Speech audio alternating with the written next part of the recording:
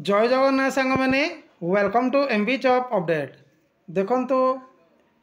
ओ triple SC recruitment जमती कि RI ARI अमीनर online परीक्षा को लेकिन एक इम्पोर्टेंट अपडेट आसी कौन रही संपूर्ण अपडेट जहाँकि वीडियोटी संपूर्ण देखिए जहाँफल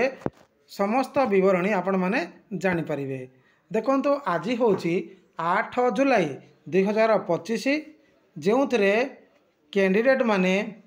ओ ट्रिपल एसी ऑफिस सामने विरोध प्रदर्शन करते जहाँकि ऑनलाइन एग्जामिनेशन टी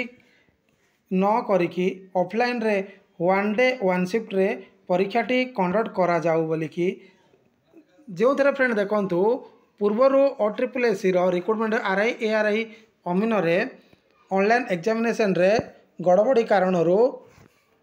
समस्त कैंडिडेट माने जेते सब कैंडिडेट परीक्षा देते समस्त को उत्तीर्ण करा किंतु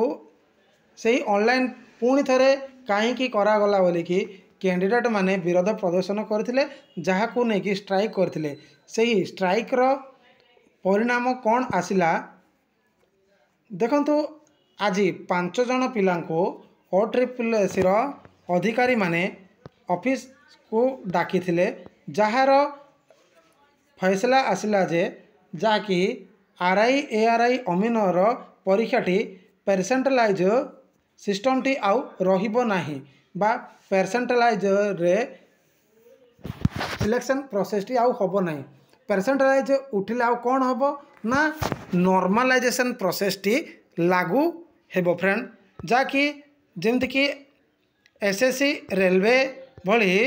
परीक्षा गुड़ाकर जेमति कि नॉर्मलाइजेशन प्रोसेस टी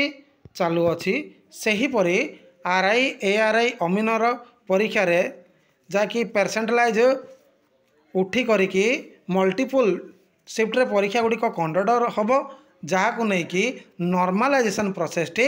लागू होगा जाऊँगी। तो ये थिला जाकि आरआई एआरआई अमीनर